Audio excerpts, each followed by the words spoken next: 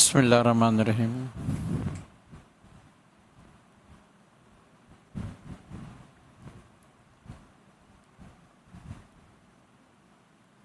ماشاءاللہ ابھی جو سورہ اعلیٰ کی تلاوت کا شرف حاصل کیا جناب اسد اللہ مدنی صاحب نے، اللہ تبارک و تعالی نے اس سورہ میں دو خاص باتیں بیان فرمائی ہیں۔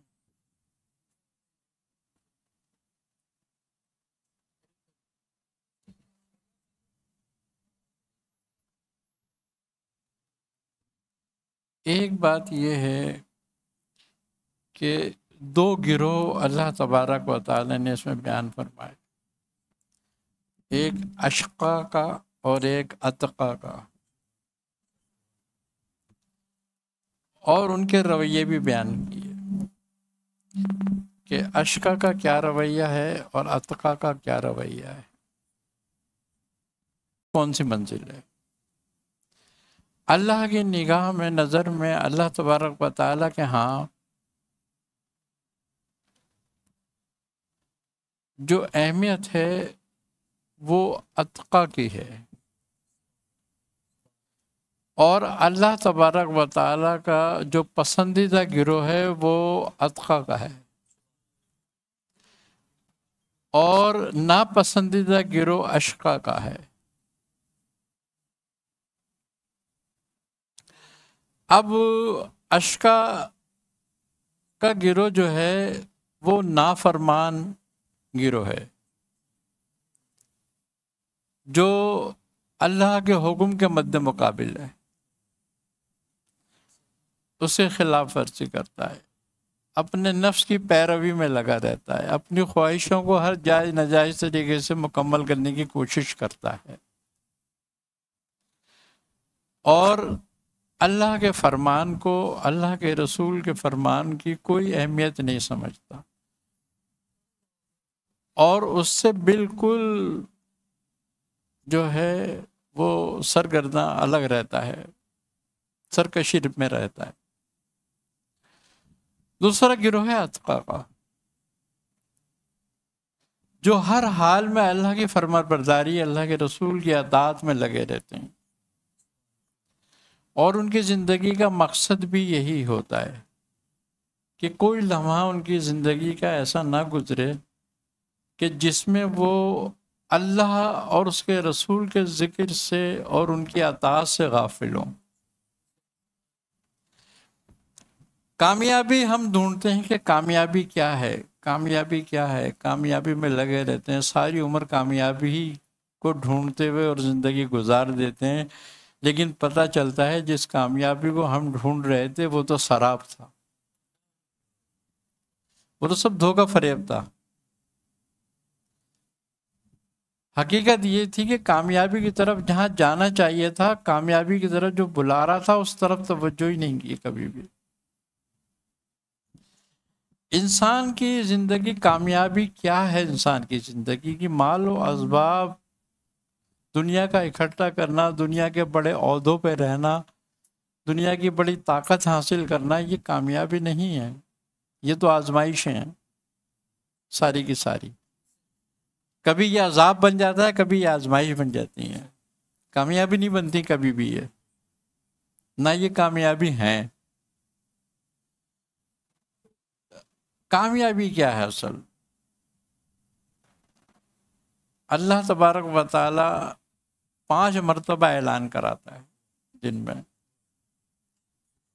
حی الفلاح، آؤ کامیابی کی طرف، یعنی کامیابی کا راستہ اللہ کا راستہ ہے، وہ کہتا ہے میرے راستے میں آؤ، یہ کامیابی ہے، میری طرف آؤ، یہی کامیابی ہے۔ اب اس کی طرف جانے کا راستہ کیا ہے؟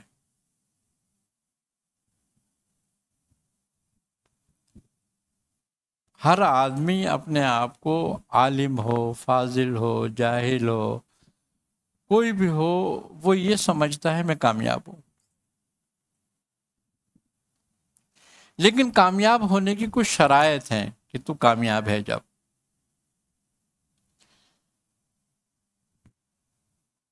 ہمارے تقلید کے 3 درجے ہیں: اطاعت کے، پہلا درجہ ہے اطاعت تقلیدی، قریباً ہر ایمان لانے والا کرتا ہے وہ۔ پھر اس کے بعد ہے اطاعت عرفانی، یعنی کہ سمجھ کر معرفت کے ساتھ اطاعت کرنا۔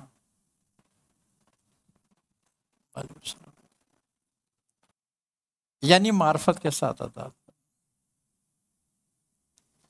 اطاعت احسانی۔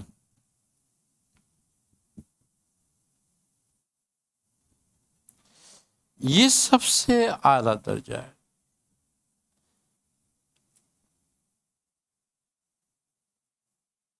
کہ ہم تقلید سے احسان تک چلے جائیں،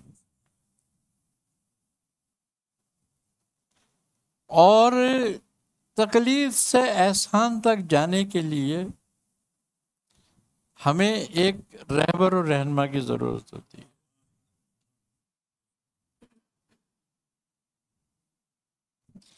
جیسا کہ اللہ تبارک و تعالیٰ فرماتا ہے کہ اے ایمان والو، یا ایھا الذین آمنوا واتقوا اللہ، اے ایمان والو اللہ سے ڈرو۔ ایمان جو لایا وہ اللہ سے ڈر ہی رہا ہے، لیکن اللہ تبارک و تعالیٰ خاص طور پہ فرما رہا ہے کہ اے ایمان والو اللہ سے ڈرو، اور اس کے راستے میں وسیلہ تلاش کرو، اور اس پر مجاہدہ کرو تاکہ تم فلاح پاؤ۔ فلاح کیا ہے؟ فلاح کامیابی ہے۔ ایمان والوں سے کیوں اللہ تبارک و تعالیٰ یہ ارشاد فرما رہا ہے؟ اس لیے کہ ایمان والے ابھی تقلید میں ہیں۔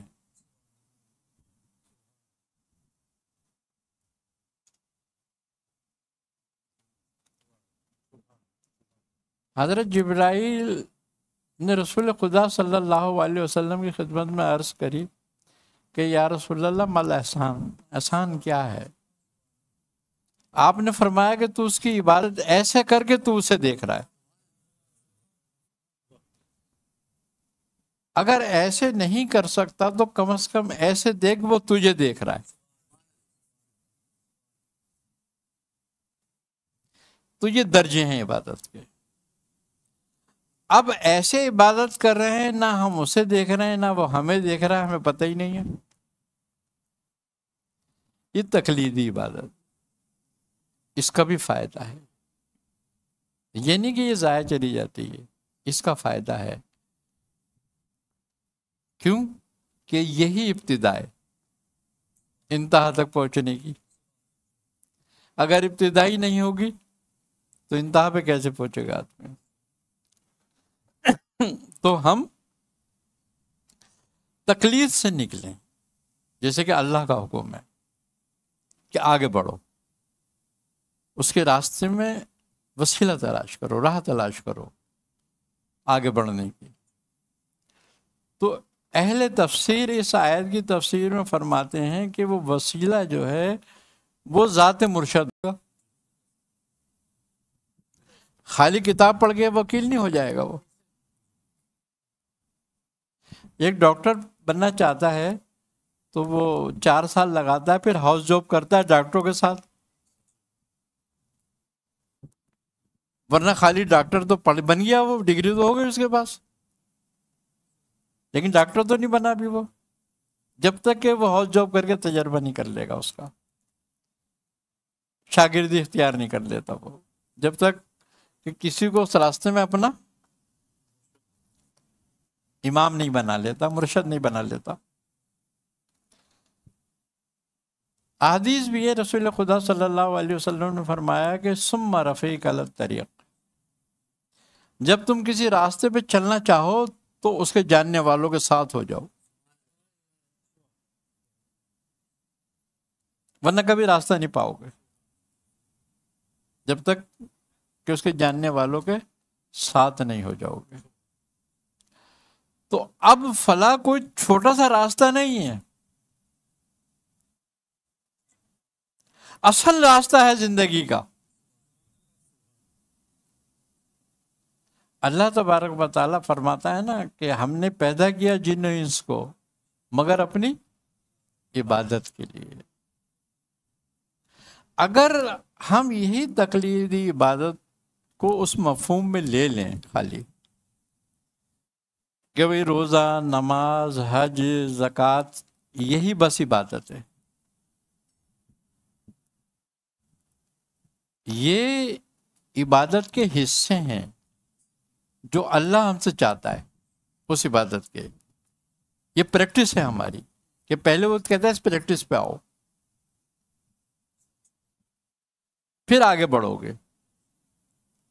تو اللہ جو ہم سے چاہتا ہے وہ انہی کے ذریعے چاہتا ہے، فرائض اور واجبات کے ذریعے چاہتا ہے کہ مجھ تک آؤ تو، لیکن یہ اس کے حصے ہیں پہنچنے کے۔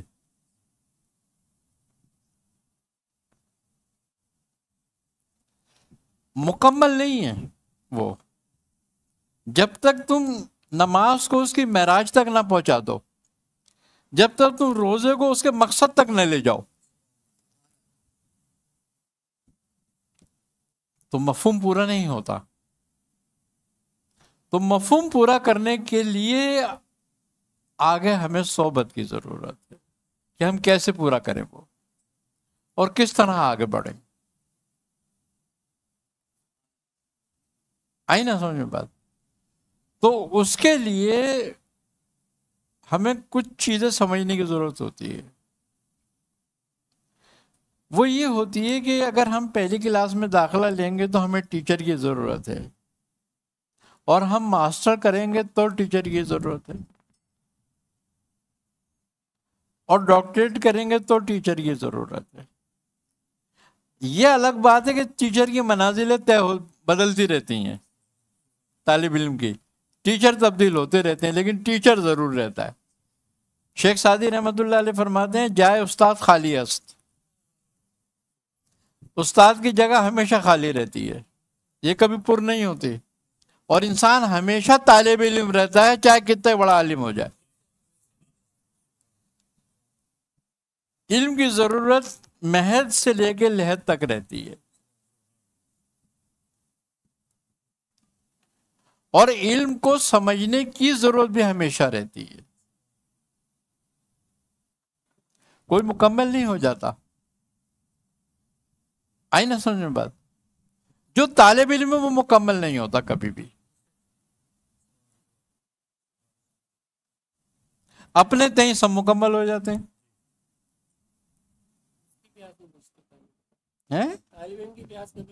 پیاس کبھی نہیں بجھتی۔ اب رہ گئی بات ہم اللہ کے راستے میں کیسے آئیں، اور جو مفہوم ہے فلاح کا وہ کیسے حاصل ہو، تو وہ راستہ بھی قرآن ہی دے رہا ہے۔ اسی سورہ میں اللہ تبارک و تعالیٰ نے فرمایا کہ قد افلح من تزکیٰ، کہ جس نے اپنا تزکیہ کیا وہ فلاح پا گیا۔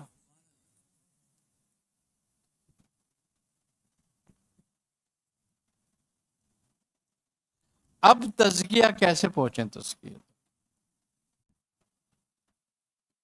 ہمیں تزکیہ تک اگر پہنچنا ہے تو کیسے پہنچے؟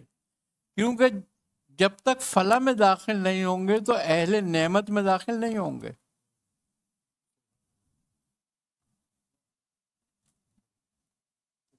اور فلاح کے لیے راستہ اللہ تبارک و تعالیٰ سے آپ دعا کرتے ہو، سورہ فاتحہ پڑھتے ہو، تو اس کی تعریف بیان کرنے کے بعد کہتے ہو کہ ایاک نعبد، ہم تیری عبادت کرتے ہیں۔ پہلے یہ سمجھو بات کو کہ واقعی کرتے ہو۔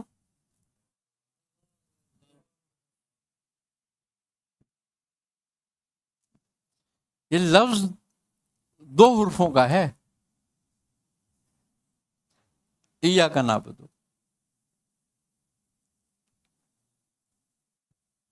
لیکن اس کا مفہوم 2 حرفوں کا نہیں ہے۔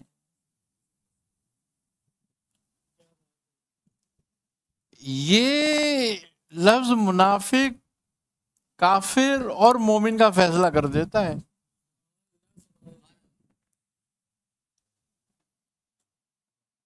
یہی ایک لفظ. خوبی کی بات یہ ہے کہ سورہ فاتحہ میں الحمدللہ رب العالمین سے لے کے مالک یوم الدین تک کوئی گروہ نہیں ہے، سب کا رب ہے،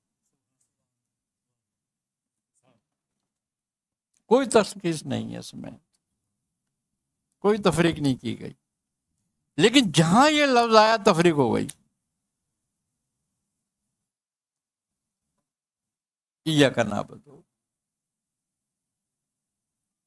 یہ تفریق ہوئی کہ یہ راستہ عتقہ کا. اب اس منزل پہ قدم رکھ دیا اس حرف کے بعد، اس کلمے کو ادا کرنے کے بعد، جو عتقہ کا راستہ کہ ہم تیری عبادت کرتے ہیں. اب عبادت کے بھی مختلف درجے ہیں. پہلے تو یہ دیکھو کہ واقعی کرتے ہو.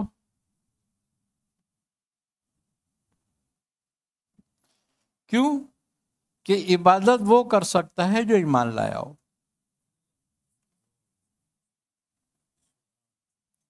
عبادت تو اسی کی قبول ہے نا جو ایمان لائے گا. ایمان لانے کی شرط کیا ہے؟ ہم کہتے ہیں کلمہ پڑھنا. یہ تو اسلام میں داخل ہونے کی شرط ہے.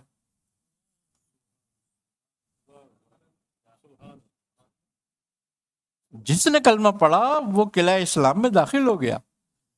ابھی ایمان کا مسئلہ نہیں ہے. قرآن بھی کہہ رہا ہے کہ نبی جو یہ کہہ رہے ہیں، دعوے کر رہے ہیں مسلمان ہیں، ہم ایمان والے، ان سے بتا دو یہ ایمان والے نہیں ہیں، ابھی یہ اسلام میں داخل ہوئے ہیں.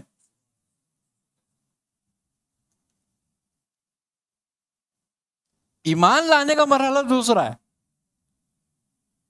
یہ تو پہلا مرحلہ اسلام میں داخل ہونے کا تھا کلمہ پڑھ کے. تو اب یہی ایاک نعبد فیصلہ کرتا ہے. پھر بعد میں وہ ایاک نستعین. پہلے تم اس پہ ایمان تو لاؤ، جبھی تو تمہاری مدد کرے گا.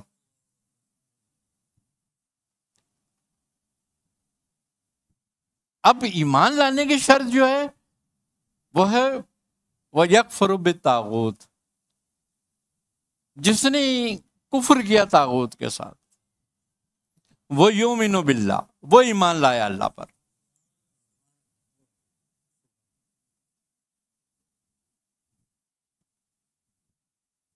یعنی کہ جو طاغوت سے کفر کرے پہلے، پھر وہ ایمان لاتا ہے اللہ پر.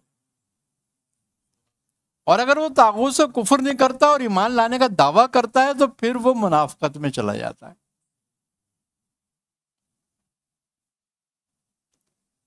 پھر ایمان اس کے حلق سے نیچے نہیں آتا، اس کی زبان پہ رہتا ہے بس.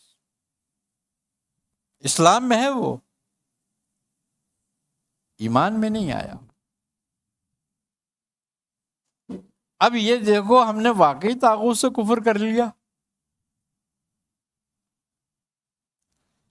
اب سب سے بڑا طاغوت جو ہے، جس کو ہم طاغوت اعظم کہیں، وہ تو تمہاری اپنی خواہش ہے، وہ تو تمہارا اپنا نفس ہے، جس کو تم نے اپنا معبود بنایا ہوا ہے، جس کو کہتے ہیں معبود امکنائی. تمہارا حاکم وہ ہے. جو تمہارا حاکم ہے وہی تمہارا معبود ہے.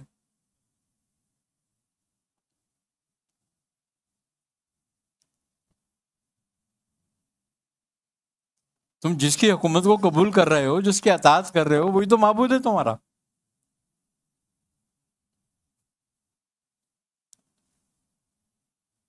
اب کیا ہم نے اپنی خواہشات کو اللہ اور اس کے رسول کے تابع کر دیا؟ اگر کر دیا تو ایمان لائے. اور پھر یہ بات کر سکتے ہو کہ وَإِيَّاكَ نَسْتَعِينُ. اب تو ہی ہمارا مددگار ہے، تو ہماری مدد کر کہ ہم نے تجھے قبول کر لیا. اب ہماری مدد کس بات پہ کر؟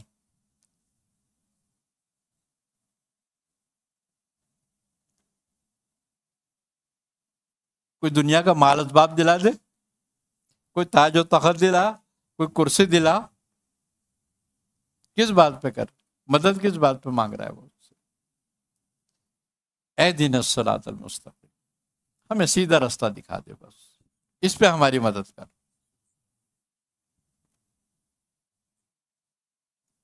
کیوں؟ کہ باقی چیزیں تمہیں مانگنے کی ضرورت نہیں ہے. تمہاری ہر ضرورت تمہارے پیدا ہونے سے پہلے پوری کر دی تھی.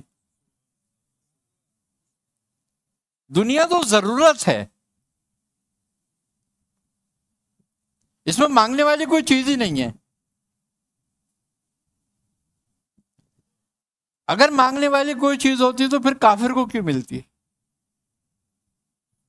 مومن کو ہی ملتی جو مانگتا. مسلمانوں سے زیادہ دنیا تو کافر کے پاس ہے. تو اگر ہم یہ کہیں کہ دنیا کے اسباب ہمیں مل جائیں، ہمارے لیے آسانیاں ہو جائیں، تو اس کا مطلب وہ تو دے کافروں کو زیادہ رہا ہے.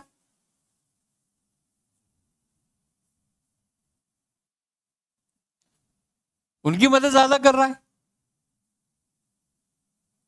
نہیں، ایسا نہیں، بالکل نہیں. کیونکہ جس چیز پہ ہمیں مدد چاہیے وہ صراط مستقیم ہے. یہ ہم اختیار نہیں کر سکتے خود سے،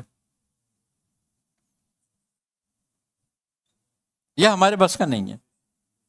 اس میں جب تک توفیق باللہ نہیں ہوگی، جب تک ہم نہیں بڑھ سکتے آگے. اس لیے اسی سے مانگنا پڑے گا. یہ دنیا تمہیں تدبیر سے مل جاتی ہے، مگر ایمان کسی تدبیر سے نہیں ملتا. صراط مستقیم کسی تدبیر سے نہیں ملتی. وہ تو وہی دیتا ہے کہ یہدی من تشاء. جزاک اللہ.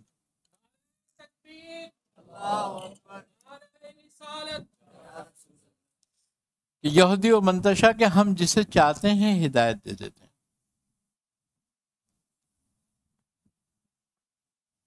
اب وہ کسے چاہتا ہے؟ جو مانگتا ہے. جو مانگتا ہے اسے چاہتا ہے، اسے دیتا ہے. اس لیے کہ دینا اسی کی طاقت میں ہے، تو وہ دیتا ہے. اب جب صراط مستقیم پر آ گئے تو صراط مستقیم کون سی والی چاہیے؟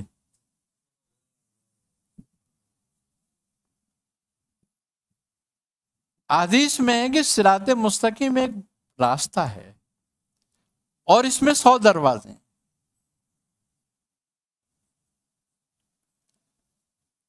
اور 99 دروازے گمراہی پہ کھلتے ہیں، ایک دروازہ ہدایت پہ کھلتا ہے.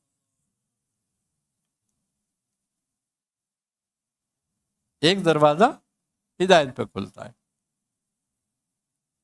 تو اب ہم کیسے تعین کر لیں کہ 99 میں سے کون سا کھلوانا ہے؟ تو وہ بھی اسے نہیں بتایا کہ صراط الذین انعمت علیہم، یہ والا مانگو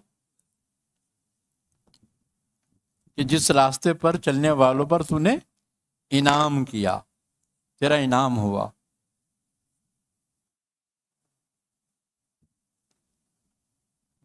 اب وہ راستہ جس پر انعام ہوا، تو انعام کیا ہوا؟ انعام کیا ہوا؟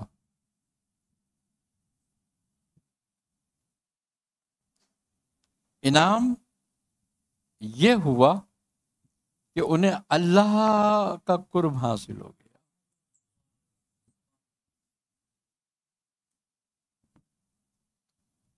وہ اتقیہ میں داخل ہو گئے،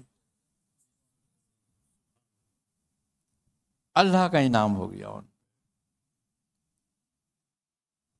اب اس پوری آیت کا جو قلب ہے نا، صراط الذین انعمت علیہم کی جو آیات ہے، یہ آیت، اس کا جو قلب ہے نا وہ ہے انمتا۔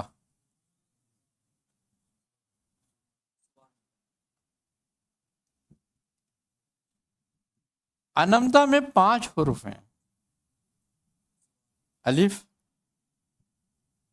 نون، عین، میم اور تے، تا جو ہے لفظ، یہ 5 حروف ہیں۔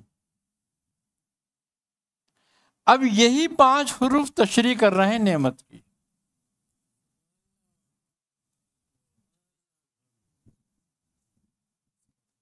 کہ نعمت والے کون ہیں اور کون سی نعمت چاہیے۔ الف سے ہے اطاعت، اور نون سے ہے نبوت، اور عین سے ہے عدل،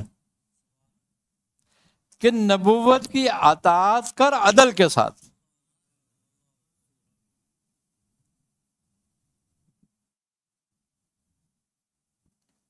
نبوت کی اطاعت کر عدل کے ساتھ، ماد پہ بھروسہ رکھ، یعنی کہ آخر ہوگا تیرا ایک دن، کھڑا ہونا پڑے گا، اس سے خبردار رہے۔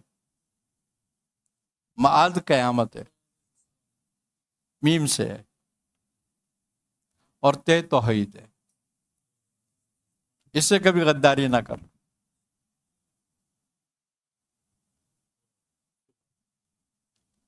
تو جس نے یہ 5 اصول اپنا لیے وہ کامیاب ہو گیا۔ اب ماد کا تعلق جو ہے نا وہ عمل سے ہے، کہ جیسا لے کر آئے گا ویسے ہی فیصلہ ہو جائے گا۔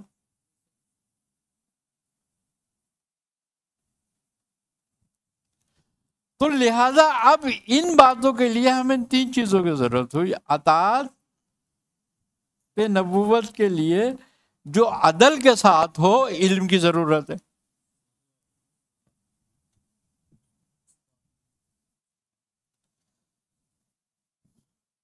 اور اس اطاعت سے جو ہم سامان اکٹھا کریں گے، جو اساس بنائیں گے، وہ عمل سے ہے۔ فیصلہ کرنے والی توحید ہے۔ تو اب علم، عمل اور اخلاص اور اخلاق۔ علم ہر آدمی جانتا ہے، لیکن ہر آدمی کو علم نہیں ہے۔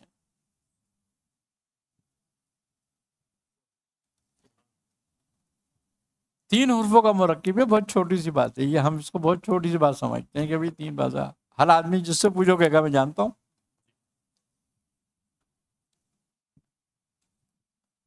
اگر جان لیتا تو پھر رسوا کیوں ہوتا؟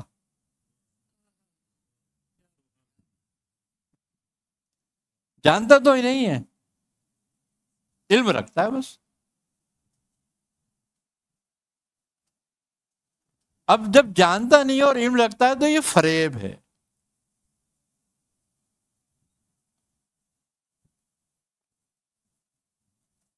پھر وہ علم فریب ہو جاتا ہے، اور وہ اعمال سو کی طرف لے جاتا ہے، جو راستہ ہے اشقیاء کا۔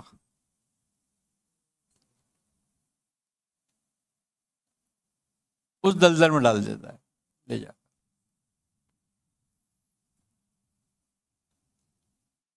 تیسری بات کہ اگر جان لے تو عمل صحیح ہوگا، ورنہ عمل بھی صحیح نہیں ہوگا۔ ساری زندگی عمل کرتا رہتا ہے، کرتا گیا، اور لیکن یہ دیکھنے والی بات ہے عمل کس کے لیے کر رہا ہے۔ ساری زندگی اپنے لیے کرتا رہتا ہے، کسی کے لیے بھی نہیں کرتا۔ اور جو عمل مخلوق کے لیے کیا جاتا ہے وہ زمین میں گاڑ دیا جاتا ہے.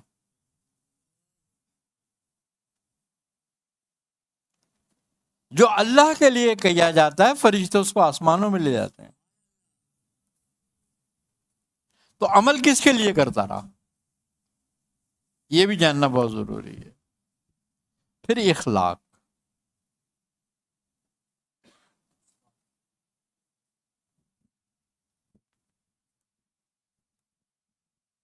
اخلاق تم میں پیدا ہو ہی نہیں سکتا.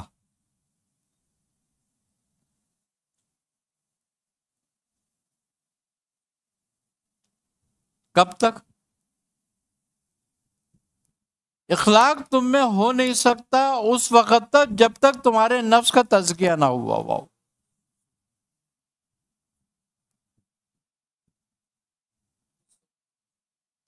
کیوں؟ کہ اخلاق خالق سے الگ ہے اور مخلوق سے الگ ہے.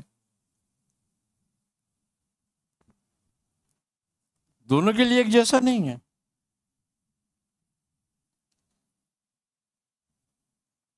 مخلوق سے اخلاق حسن عمل ہے اور خالق سے اخلاق اخلاص ہے.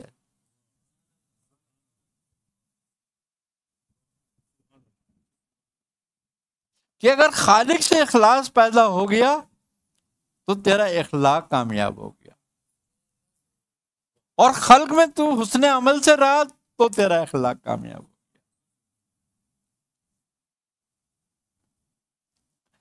تو ان سب باتوں ہی کو سمجھنے کے لیے اور اس منزل تک لانے کے لیے وسیلے کی ضرورت ہے. اور یہ ساری چیز پیدا ہو سکتی ہے مجاہدے سے. کیوں؟ کہ تزکیے میں جتنا مجاہدہ ہے نا اتنا ذکر کرنے میں نہیں ہے.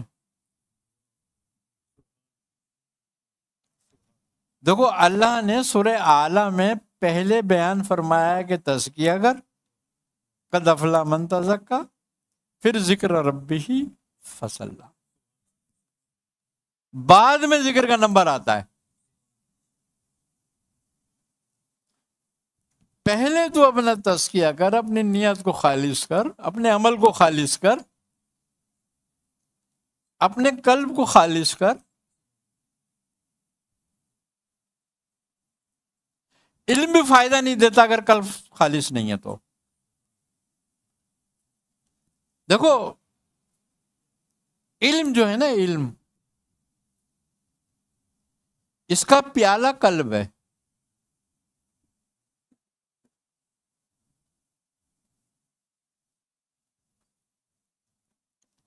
اور اگر پیالے میں ہی گند ہو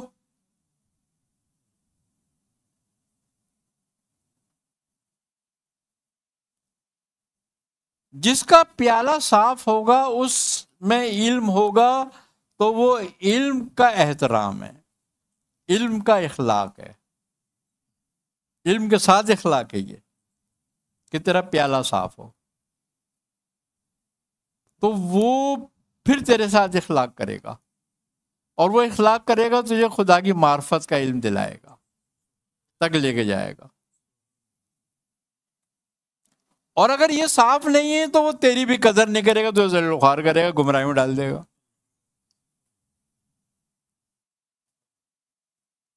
اسی لیے پہلے تزکیے کی ضرورت ہے، پھر ذکر کی.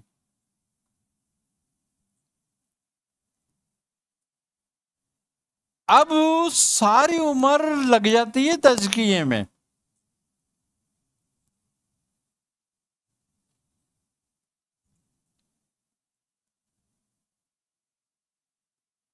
ساری عمر تزکیے میں لگ جاتی ہے. ایک نوالا تزکیے کو اوپر نیچے کر دیتا ہے.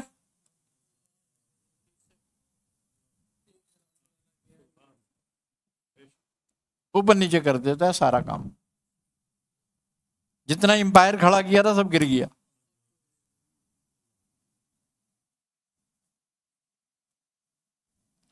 تو تزکیہ ایسی چیز ہے، پہلے تزکیہ. جب تم تزکیہ کر لو گے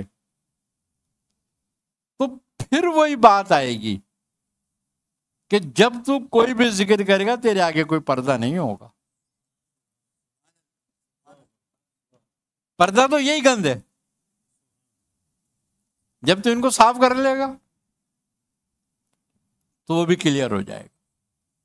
سب کچھ کلیئر ہو جائے گا تیرے آگے. اور یہ صاف نہیں ہوا تو اب صوفیہ کے نزدیک 4 چیزیں ہیں جو شقاوت پیدا کرتی ہیں.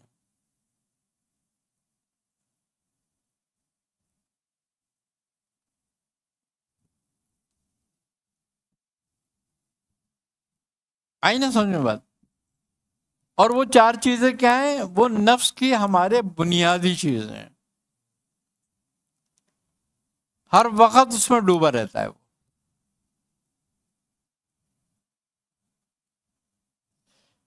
پہلی چیز ہے شہوت.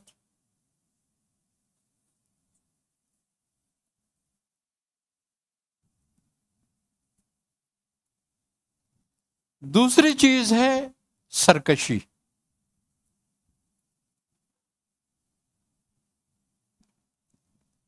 تیسری چیز ہے بغض و حسد و کینہ. یہ سارے حسد کے زمرے میں آ جاتی ہیں. اور چوتھی چیز ہے تیرے نفس کا تکبر.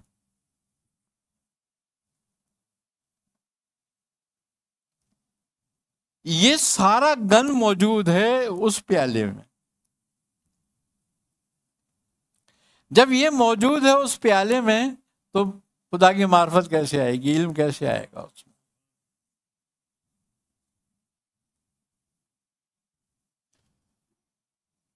اب شہوت کو کس طریقے سے توڑا جائے گا؟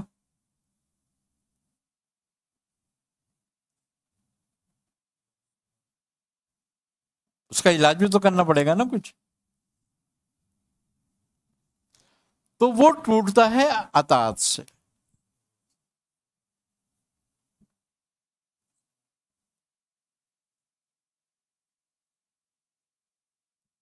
غفلت کو کیسے توڑا جائے گا؟ اور سرکشی کو؟ سرکشی ٹوٹتی ہے اطاعت سے، سرکشی اور شہوت. اور غفلت ٹوٹتی ہے ذکر سے.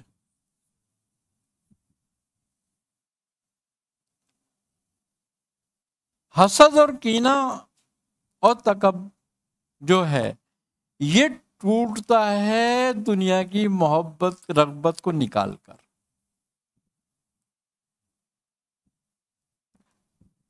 اور ایک چیز نکال دو ساری چیزیں آٹومیٹک نکل جاتی ہیں. اور تکبر ٹوٹتا ہے عاجز سے، اپنے آپ کو پامال کرنے سے. اس کے راستے میں اپنے آپ کو بے توقیر کر دے تو تکبر ٹوٹ جاتا ہے. اب 5 چیزیں جو ہیں حسد، بغض، کینہ، چغل خوری، یہ سب کچھ کیوں ہوتا ہے ہمارے اندر؟ اور اس کو نکالنا کیسے جائے گا؟ ایک چیز سے توبہ کر لو، یہ آٹومیٹک نکل جاتا ہے. اور وہ توبہ کرنے والی چیز ہے حسد. بس حسد سے نکل جاؤ. جس نے حسد کو توڑ دیا اور ختم کر دیا وہ خدا سے راضی ہو جاتا ہے.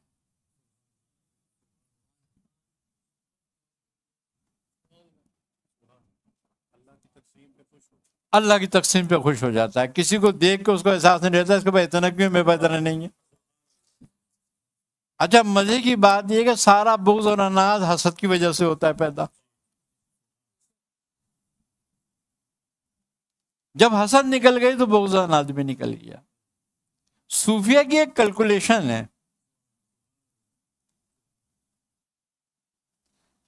وہ یہ کہتے ہیں کہ مسلمانوں میں کتنے گروہ ہیں؟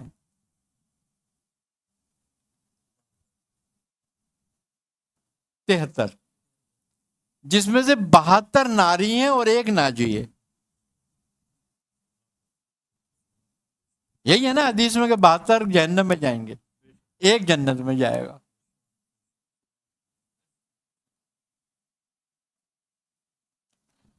تو صوفیہ کی بڑی عجیب کیلکولیشن ہے. سورہ فلق، سورہ فلق کا تعلق ٹوٹل دنیا معاملہ امور سے، ظاہری امور سے، لیکن کمال علاج ہے اس میں اس کا.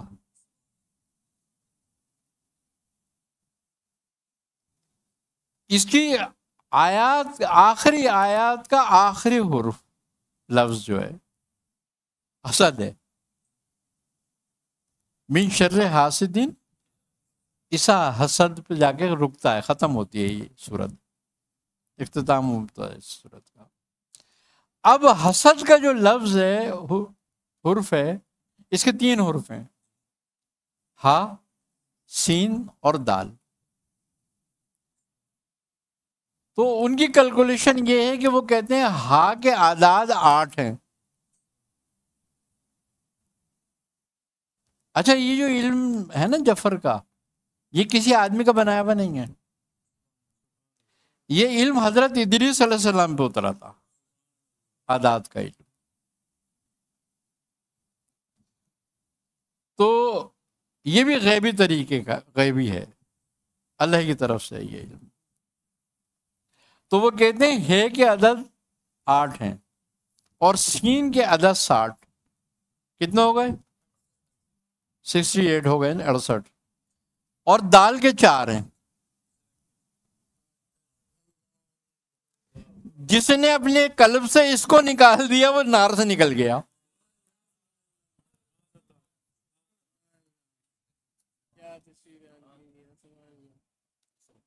اگر نار سے بچنا ہے تو اس حرف کو نکال دو اپنے اندر سے. کسی سے حسد نہیں رکھو. ایک حدیث رسول خدا صلی اللہ علیہ وسلم کی، آپ رسول خدا صلی اللہ علیہ وسلم مسجد میں تشریف فرما تھے، تو آپ نے فرمایا دیکھو اب جو دروازے داخل ہوگا وہ جنتی ہے. تو ایک بوڑھے شخص داخل ہوئے جن کے ایک ہاتھ میں جوتیاں تھیں اپنی، اور ایک تھیلا تھا، اور ایک ڈنڈیا سا پکڑے ہوئے تھے. وہ آن کے بیٹھ گئے. اب لوگوں نے ان کو دیکھا، یہ تو ایک معمولی سا بوڑھا ہے، کوئی بات نہیں. دوسرے دن بھی آپ نے یہی فرمایا تو وہی شخص داخل ہوا. پھر تیسرے دن بھی آپ نے یہی فرمایا، وہی شخص داخل ہوا. تو حضرت عبداللہ بن عمر رضی اللہ تعالی عنہ نے سوچا کہ آج میں اس بوڑھے کے پیچھے جاؤں اور دیکھوں یہ کیا کرتا ہے، اس کے معمولات کیا ہیں. آپ جب وہ گئے نماز پڑھ کے، آپ ان کے پیچھے چلے گئے. تھوڑی دور جا کر ان بزرگ کو احساس ہوا کہ شاید میرے پیچھے کوئی آ رہا ہے. وہ رک گئے، انہوں نے پلٹ کے دیکھا تو حضرت عبداللہ بن عمر تھے. انہوں نے پوچھا کہ اے ابن عمر، تم میرے پیچھے کیوں آ رہے ہو، کیا ہوا؟ انہوں نے کہا حضرت میری اپنے والد سے جھگڑا ہو گیا، انہوں نے مجھے نکال دیا. میں چاہتا ہوں 3-4 دن آپ کے ساتھ گزار لوں تاکہ صلح ہو جائے گی پھر میری. انہوں نے کہا اچھا آ جاؤ. چلے گئے. آپ جو تھے آپ کے ساتھ رہے 3 دن تک، لیکن کوئی بات نہیں دیکھی آپ، معمول سے ہٹ کے سب وہ یہ کام روٹین. اب وہ 3 دن کے بعد کہنے لگے کہ حضرت مجھے اجازت دیں، میں جا رہا ہوں، اور میں آپ کے ساتھ رہنا چاہتا تھا، میرا والد سے کوئی جھگڑا نہیں تھا. میں نے کہا آپ مجھے رہنے نہیں دیں گے، قبول نہیں کریں گے اس طریقے سے، تو مجھے معاف کرنا، میں نے آپ سے یہ بات کری تھی. انہوں نے کہا کوئی بات نہیں. تو کہا میں تو یہ چاہتا تھا کہ میں وہ آپ کا معمول دیکھوں جس کی بشارت رسول نے آپ کے لیے دی ہے، کہ وہ کیا معمول ہے آپ کا. تو آپ نے فرمایا کہ عبداللہ تم نے دیکھ لیا میرا. آپ واپس جب جانے لگے تو آپ نے کہا ٹھہرو، میں اپنا ایک عمل بتا دیتا ہوں تمہیں، تم نے کیونکہ اتنی محنت کری میرے لیے، تمہیں ایک اپنا عمل بتا دیتا ہوں تمہیں جو میں کرتا ہوں۔ انہوں نے کہا ہاں بتائیں۔ انہوں نے کہا میرا عمل یہ ہے کہ کسی بھی مسلمان کے لیے میرے دل میں حسد نہیں ہے، بغض نہیں رکھتا کسی سے حسد۔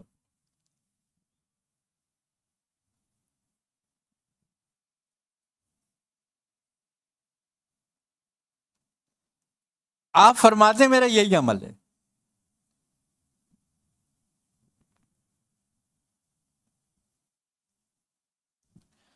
اور اتقیاء کی نشانی ہے یہی عمل۔ دیکھو ہم کہتے ہیں کہ خدا ہم سے راضی ہو جائے، دعائیں مانگتے ہیں نا، یہی دعا مانگتے ہیں ہم، خدا ہم سے راضی ہو جائے، خدا ہم سے راضی ہو جائے۔ خدا تو ہم سے راضی ہے، اگر نہیں ہوتا راضی تو کلمہ پڑھنے دیتا؟ کوئی کسی سے ناراض ہو اپنے گھر میں داخل ہونے دیتا ہے؟ اس کو نہیں داخل ہونے دیتا۔ راضی ہے تو داخل ہونے دیا نا۔ تو جب کلمے کی توفیق دے دی تو راضی ہو گیا، اس کا مطلب ہے وہ تو راضی ہو گیا، مگر اب تو راضی ہو اس سے۔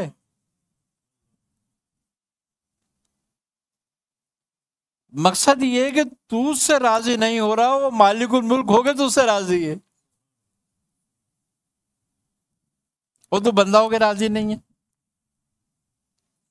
اگر راضی ہوتا تو نہ کسی سے بغض رکھتا، نہ کسی سے حسد رکھتا، نہ کسی سے کینہ رکھتا، نہ کسی سے اناد رکھتا۔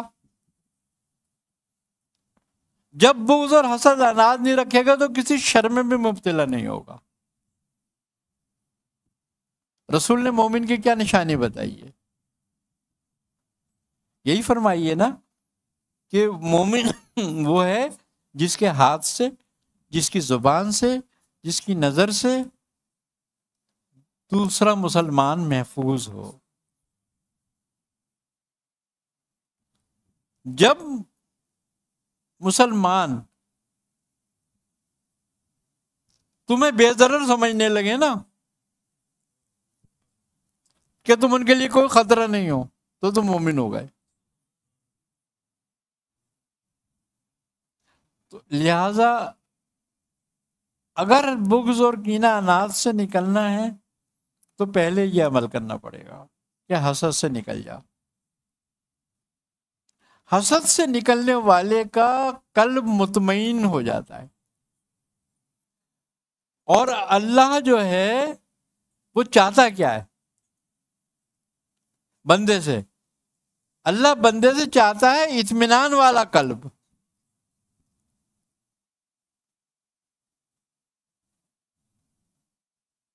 قرآن میں بھی کہہ رہا ہے نا یا ایھا النفس المطمئنہ، کہ اے اطمینان پالے والے نفس۔ یہ نفس بڑے کمال کی چیز ہے، اگر یہ مطمئن نہ ہو تو یہ زہر ہے، اور یہ مطمئن ہو جائے تو امرت ہے۔ سارے درجے نفس کے ہی ہیں۔ پہلا درجہ ہمارا کا بھی کس میں ہے؟ نفس سے ہی ظاہر ہوتا ہے نا، وہ بھی۔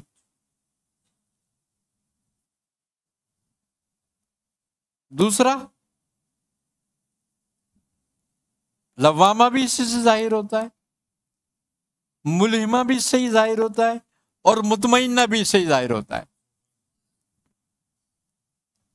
یہ نفس کوئی بہت بری چیز نہیں ہے، بہت اعلیٰ درجے کی چیز ہے۔ اللہ نے ہمیں دیا کیوں تھا؟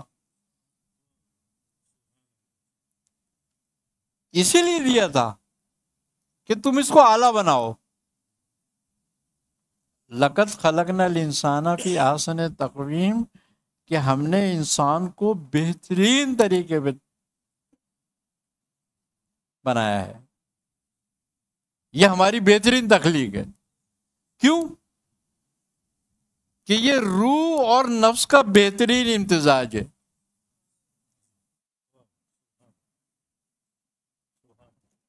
اب اسی بہترین امتزاج کو کیا کہتا ہے کہ ثم رددناہ اسفل سافلین، مگر یہ جانوروں سے بھی بدتر ہو گیا۔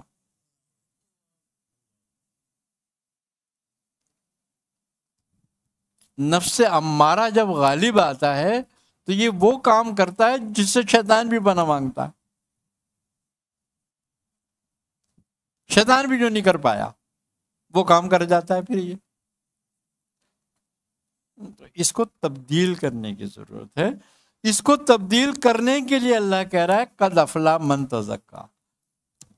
جس نے اس کو تبدیل کر لیا، جو امارہ سے نکل کر مطمئنہ میں آ گیا، گویا اس نے فلاح پا لی، اس نے تزکیہ کر لیا اپنا. اب جس نے تزکیہ کر لیا اب وہ ذکر کرے، بس ذکر رب ہی فصلہ، اللہ کا ذکر کرے. اللہ کا ذکر کیا ہے کہ اس کو ہر حال میں یاد رکھے. کھڑا بیٹھا لیٹا سوتا اس کو کیسے یاد کر سکتا ہے؟ یہ ذکر صلاۃ الدائمہ ہے.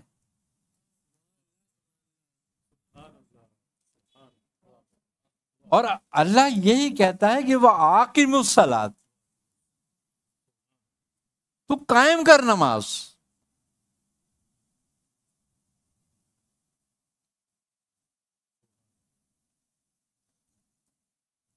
اب ہر وقت تو نہیں پڑھ سکتا آدمی نماز. نماز کیا ہے؟ اللہ کی حضوری اور اس کے سامنے پیش ہونا، اس سے رابطے میں رہنا. وَآقِمُوا الصَّلَاةَ، صلاۃ سل سے، سل کے معنی ہے رابطہ، قرب، قریب ہونا.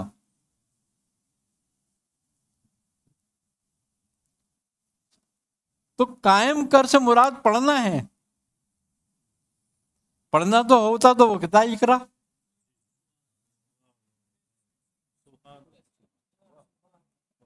وہ کہتا ہے قائم کر. قائم یعنی کہ تو اس کے خیال میں، اس کے گمان میں ہر وقت اپنے گمان میں اس کو رکھ، ہر وقت اپنے خیال میں اس کو رکھ، ہر وقت اس کا ذکر کرتا رہے. تو وہ نماز میں تو خالی نہیں ہو سکے گا. نماز تو 5 وقت ہیں ہماری.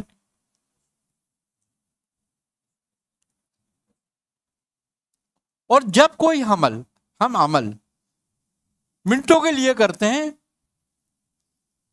تو اس عمل میں ہم استقامت نہیں پاتے.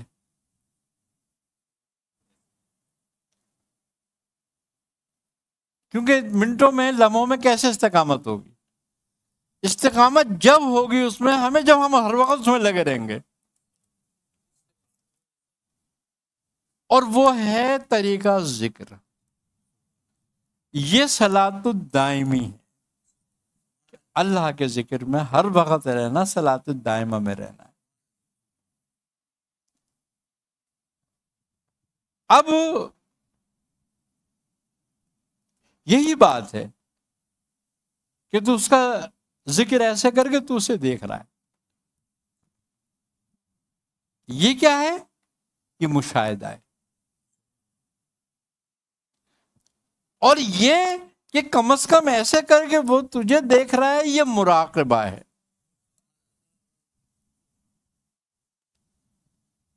تو مراقبے سے مشاہدے کی طرف جائے گا. تو پہلے ذکر کا قیام کر. اب صوفیہ فرماتے ہیں کہ جو تو سانس لیتا ہے، ہم سانس نکالتے ہیں اور لیتے ہیں نا، تو وہ پوچھتے ہیں کہ جو تو سانس نکالتا ہے یہ جاتی کہاں ہے، اور جو تو لیتا ہے یہ آتی کہاں سے؟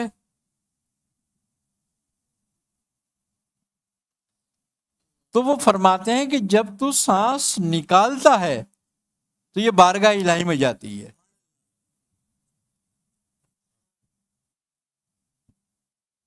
اور وہاں سے واپسی کا اذن لیتی ہے. اور جب وہاں سے اذن ہوتا ہے تو یہ واپس آتی ہے.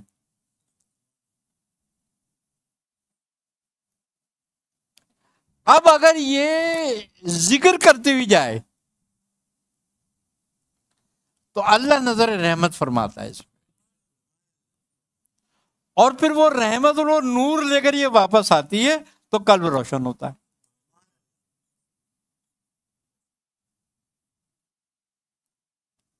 اور جب یہ غفلت میں جاتی ہے بغیر اس کا نام لیے تو وہ اس کی طرف نظر رحمت نہیں فرماتا،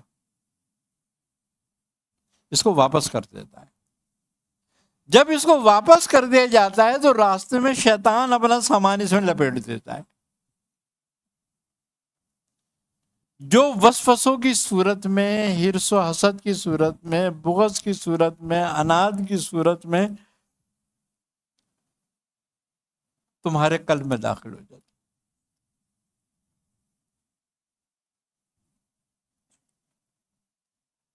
اب جو وسوسے ہوتے ہیں یہ ہمارے خیالات بن جاتے ہیں، اور جو ہمارے خیالات بن جاتے ہیں وہی ہمارے عمل بن جاتے ہیں، اور ہم ویسے ہی ان اعمال کو کرنے کے لیے الفاظ ادا کرتے ہیں.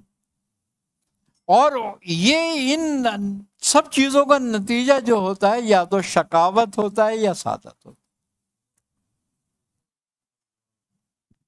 اگر رحمت آتی ہے تو سعادت میں تبدیل ہو جاتے ہیں سب کچھ، اور اگر نظر رحمت نہیں آتی تو شقاوت میں تبدیل ہو جاتا ہے، یہ قلب شکی ہو جاتا ہے. تو اب اس کے لیے ہمیں ذکر کرنا انتہائی اہم ہے، اور اس میں سب سے مؤثر ذکر جو ہے وہ ذکر قلبی ہے. اور اسی کے ساتھ ہم ذکر پاس انفاس کریں، کیونکہ صوفیہ کے نزدیک دونوں چیزیں جو ہیں مسلم ہیں. ذکر قلبی کے لیے جب ہمارا قلب ذکر نہیں کرتا یا ہم ذکر کی طرف نہیں ہوتے تو اس کے لیے سلطان باہو نے فرمایا ہے،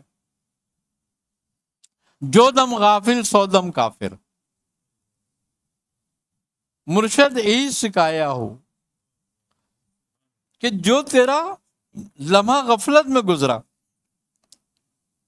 یعنی کہ اس کا نام لیے بغیر گزر گیا تو وہ کفر میں گزرا.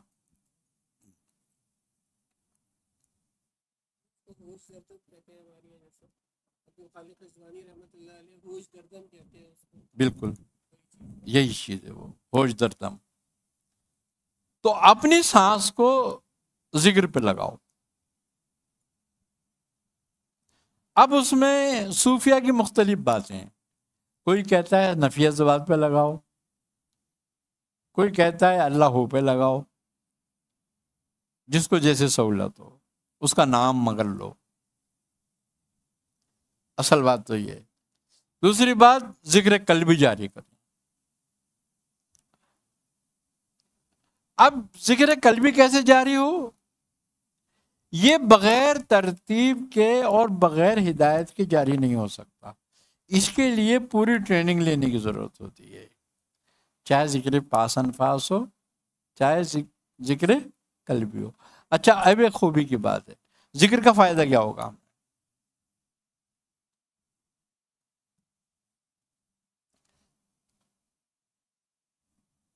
ذکر کا فائدہ یہ ہوگا کہ ہر وقت ہمارے سامنے اللہ تعالیٰ کی ذات رہے گی، تو گناہ کم سے کم ہوگا.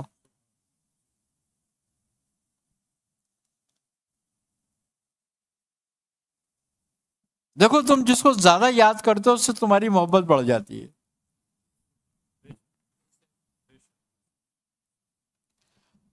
اور جب محبت بڑھتی ہے تو اس محبت کی کچھ تاثیر بھی ہوتی ہے،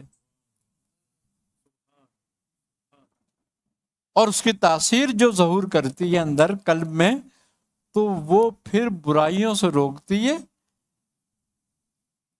نیکیوں کی طرف لاتی ہے.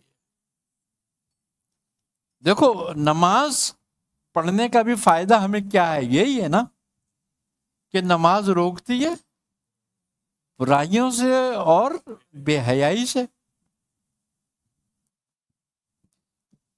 اب نماز پڑھنے کے بعد ہم کتنا رکے؟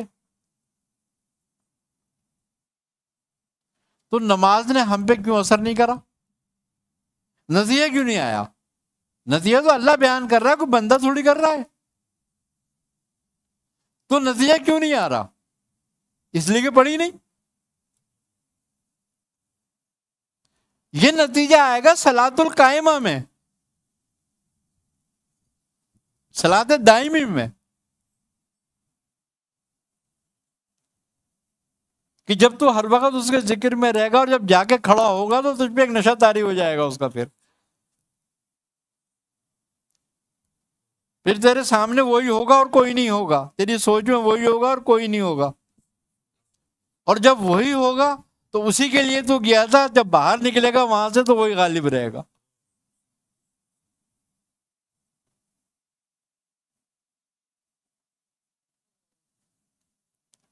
ہر کام کا اللہ کے ہاں ایک مقصود ہے، ایک مقصد ہے. ہمیں روزہ رکھواتا ہے، صبح سے شام تک ہمیں ٹریننگ دیتا ہے، کہتا ہے کہ جو ہم نے تمہیں 30 روزے، یہ جو گنتی کے چند روزے ہیں 30 29، یہ اس لیے ہیں تاکہ تم میں تقوی پیدا ہو. اب بتاؤ روزہ رکھنے کے بعد کتنا تقوی آتا ہے؟ اللہ تو نتیجہ بیان کر رہا ہے اس کا کہ یہ اس لیے ہیں تاکہ تم متقی ہو جاؤ. تقوی گویا کیا ہے؟ متقی ہونا کیا ہے؟ متقی اور تقوی ہے خدا کا خوف، کہ تم میں خوف پیدا ہو خدا کا.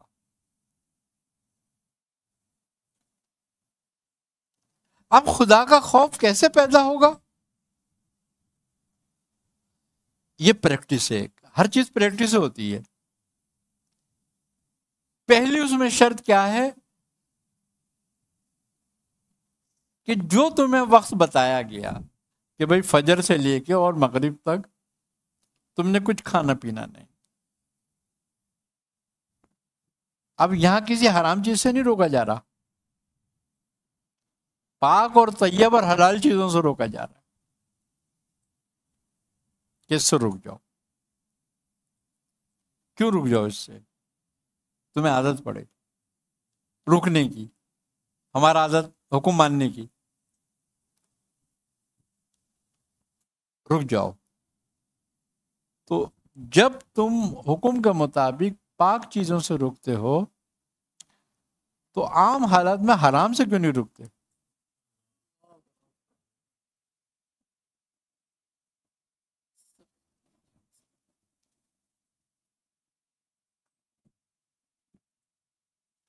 تو یہ پاک چیزوں سے روکنے سے مراد یہ ہے کہ اللہ تبارک و تعالیٰ کہتا ہے جب تو اس سے رکے گا میرے حکم کے مطابق تو اس کا اجر بھی میں دوں گا. اللہ نے اس کے اجر کی کوئی گنتی بتائی ہے کیا دے گا؟ بس یہ فرمایا کہ میں دوں گا اس کا اجر. اب یہ تو قیامت میں ہے کہ اللہ وہاں دے گا اجر اس کا. یہاں پر اس کا کیا فائدہ ہو رہا ہے ہمیں؟ یہاں پر اس کا یہ فائدہ ہو رہا ہے کہ ہم اللہ کے خاص گروہ میں شامل ہو رہے ہیں،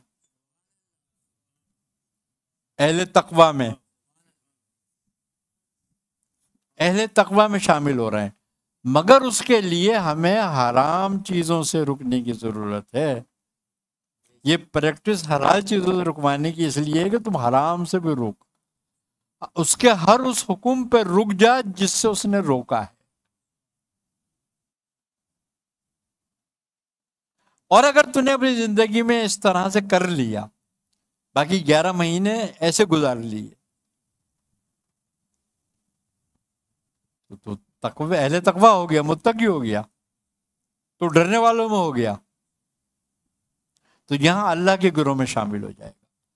دیکھو تم جس گروہ میں چاہے شامل ہو، چاہے حزب الشیاطین میں شامل ہو یا حزب اللہ میں، ہونا اسی زمین پر ہی ہے. تمہیں ہونا یہی ہے، یہاں سے نکل کے کہیں نہیں ہو سکتے، یہیں ہو جاؤ.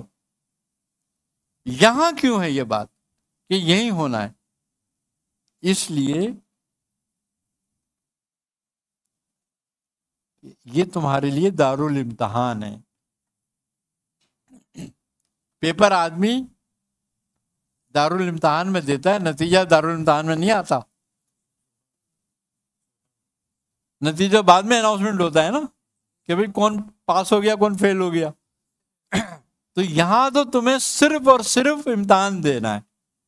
اور تمہارا امتحان کیا ہے؟ وہ کہ اللہ کی حدوں کو نہ چھو. رسول جس سے روکیں اس سے رک جاؤ، اور جو تمہیں دیں وہ لے لو. اور اس بات کو کمال تک پہنچانے کا نام تقویٰ ہے. تو ذکر کے مقاصد یہ ہیں. تو ان مقاصد کے لیے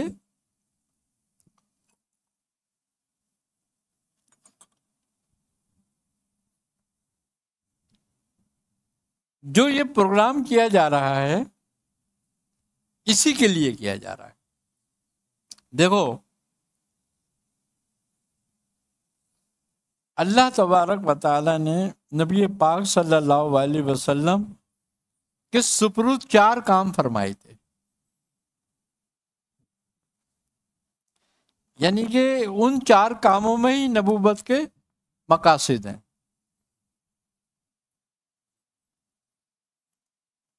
ایک فرمایا کہ اے نبی جو آپ پر یہ نازل ہوتا ہے یعنی کہ اللہ کی کتاب قرآن، آپ لوگوں کو پڑھ کر سنائیں اور اس کی تعلیم دیں، ان کو دعوت دیں دین کی طرف. یہ دوسری بات تھی. تیسری بات تھی کہ ان کا تزکیہ کریں، اور چوتھی بات تھی ان کو حکمت سکھائیں.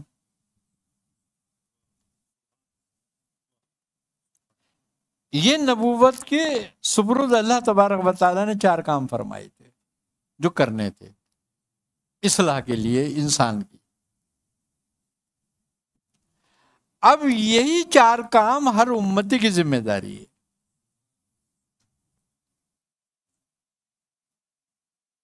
کہ وہ یہ کام کرے. رسول خدا صلی اللہ علیہ وسلم کا ہر امتی دائی ہے، کیونکہ ہر امتی کو حکم ہے کہ جس کے پاس جو نیک اچھی بات ہو وہ دوسرے تک پہنچا دے،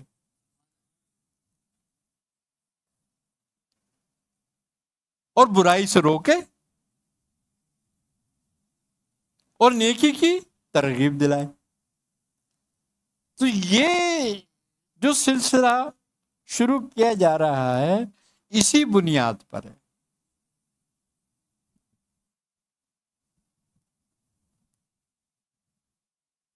اب علم سے مراد تمام ظاہری اور باطنی علم، عمل سے مراد تقوی حاصل کرنا. دیکھو انسان کی جتنی بھی صفات ہیں ان میں سب سے بڑی صفت جو ہے وہ ہے تقوی.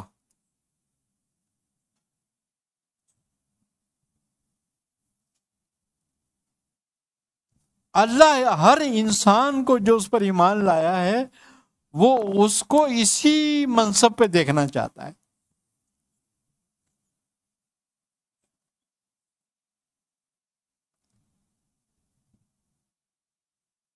کہ بندہ اس منصب تک پہنچے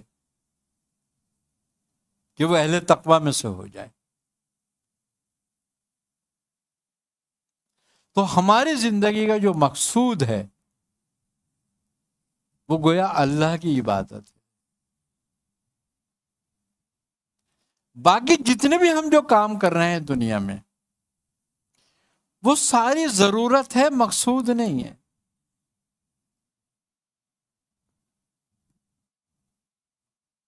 ہم نوکری کرتے ہیں، 6 گھنٹے کام کرتے ہیں، محنت کرتے ہیں. اب سمجھنے والی بات یہ ہے کہ اسلام کیا ہے. دین اسلام جو ہے وہ ہے کیا؟ وہ اللہ کا ایک نظام ہے، اور جو اس نظام کے تحت چلتا ہے اس کا ہر کام عبادت ہو جاتا ہے۔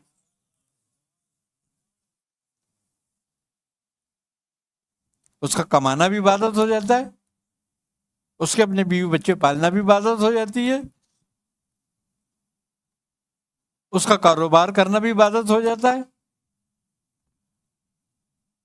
اس نظام میں لیکن رہ کر کرے جو کچھ، تو وہ سب عبادت ہو جاتا ہے۔ تو یہی بات سمجھنا ہے کہ اگر وہ یہ کہہ رہا ہے کہ میں نے صرف اپنی عبادت کے لیے پیدا کیا ہے،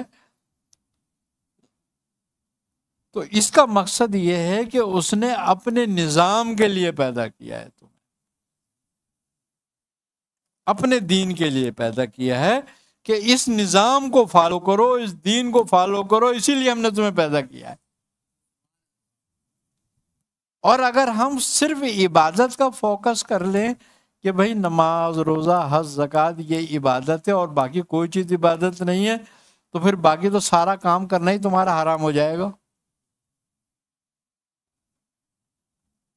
کیونکہ نس آ گئی کہ تمہیں تو اس سے عبادت کرنی ہے۔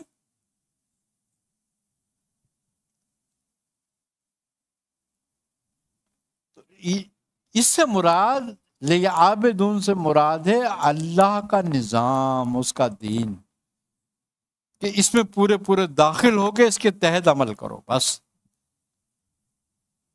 تمہیں 5 وقت دیے، نماز کی نماز پڑھو، زکوٰۃ کا وقت ہے زکوٰۃ دو، حج کا وقت ہے حج کرو، روزہ کا وقت ہے روزہ رکھو۔ جسمانی اور بدنی اور مالی تمام عبادتیں تمہاری دے دی گئیں۔ 2 عبادتیں تمہاری مالی ہیں، 2 عبادتیں تمہاری بدنی ہیں۔ بھئی روزہ رکھنا بدنی عبادت، نماز پڑھنا بدنی عبادت، زکوٰۃ دینا مالی عبادت، صدقہ خیرات کرنا اس کے راستے میں مالی عبادت، حج کرنا مالی بھی اور بدنی بھی، ساری عبادتیں۔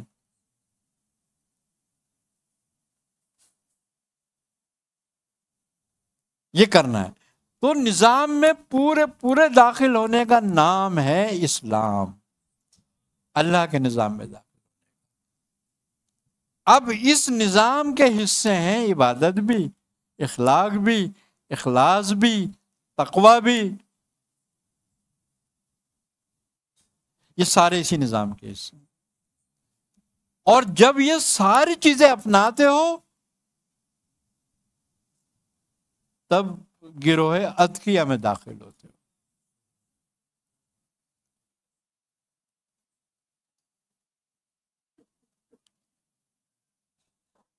کسی نے کسی بزرگ سے پوچھا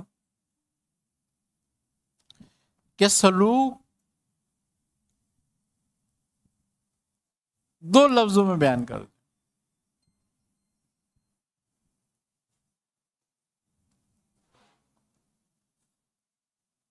اب یہ اتنے بڑا جو وہ ہے سسٹم، طریق ہے، اس کو 2 لفظوں میں کیسے بیان کیا جائے گا؟ لیکن کمال تھا صوفیوں کو، انہوں نے کہا کر دیتے۔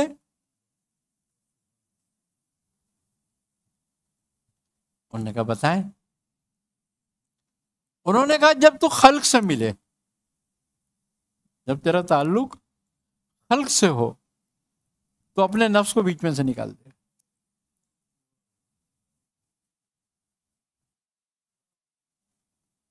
یعنی کہ خلق سے اپنی خواہش کے لیے نہیں ملی، جب تو خلق سے ملے تو اپنے نفس کو درمیان سے نکال دے، اور جب تو خالق سے ملے تو خلق کو درمیان سے نکال دے۔ پورا تصوف ہے یہ۔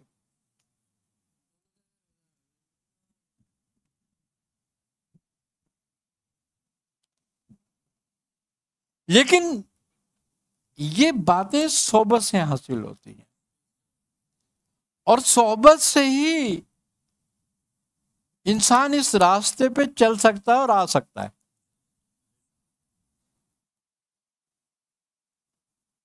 یہ رفاقت ہے، اور رفاقت کے بغیر یہ منزل طے نہیں ہوتی۔ یہ کتابوں سے کسی کو طے نہیں ہوئی آج تک۔ اگر کتاب سے طے ہو جاتی تو پھر مولانا جلال الدین رومی اور شمس الدین تبریزی کے پیچھے پھرنے کی ضرورت کیا تھی؟ حضرت امام احمد بن حنبل رحمہ اللہ کو بشر حافی کے پیچھے کیوں پھرنے کی ضرورت تھی؟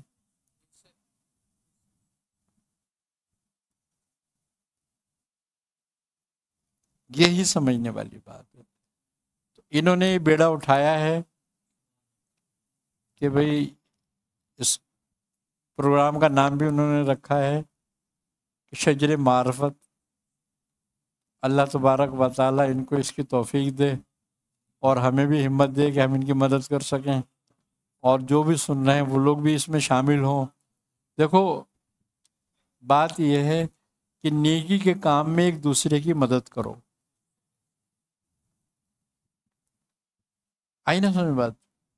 اللہ اس کا اجر تمہاری نیتوں کے مطابق دے گا تمہیں، 10 گنا بھی ہے، 70 گنا بھی ہے، 700 گنا بھی ہے، 70,000 گنا بھی ہے۔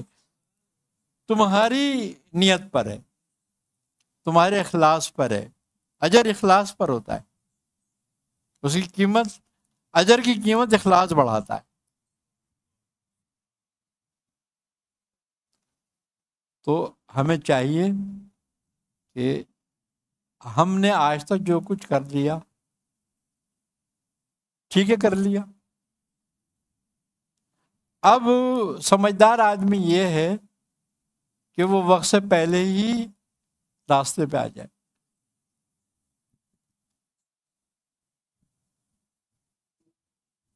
توبہ کر لے۔ جوانوں کی توبہ جو ہے کمال ہے، ہم توبہ کریں تو کچھ بھی نہیں ہے، کچھ بھی بات نہیں ہے۔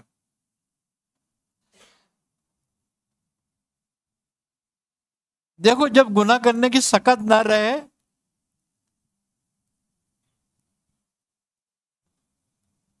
تو توبہ اتنی مؤثر نہیں ہوتی، والی اس درجے کی نہیں آتی۔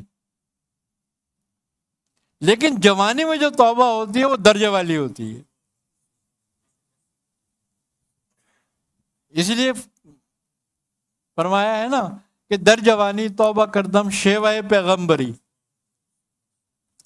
یعنی کہ جوانی کی جو توبہ ہے، جب آدمی گناہ کرنے کی طاقت رکھتا ہے اور جب گناہ کرتا ہے تو یہ ہے خدا کا خوف، گناہ سے بچتا ہے، اور جب گناہ کرتا ہے تو یہ ہے سرکشی۔ تو خدا کا خوف جوانی میں پیدا ہو جائے تو یہ پیغمبروں کا شیوا ہے۔ در جوانی توبہ کردم شیوہ پیغمبری، اور گرگ ظالم مشہود پرہیزگارم بوقت پیری۔ بڑھاپے میں تو بھیڑیا بھی پرہیزگار ہو جاتا ہے، اس کے دانتوں میں، اس کے پنجوں میں وہ طاقت نہیں رہتی کہ وہ شکار کر سکے۔ پھر اس کے آگے بکریاں بھی گھومتی رہتی ہیں، وہ بیٹھا رہتا ہے، دیکھتا رہتا ہے سب کو۔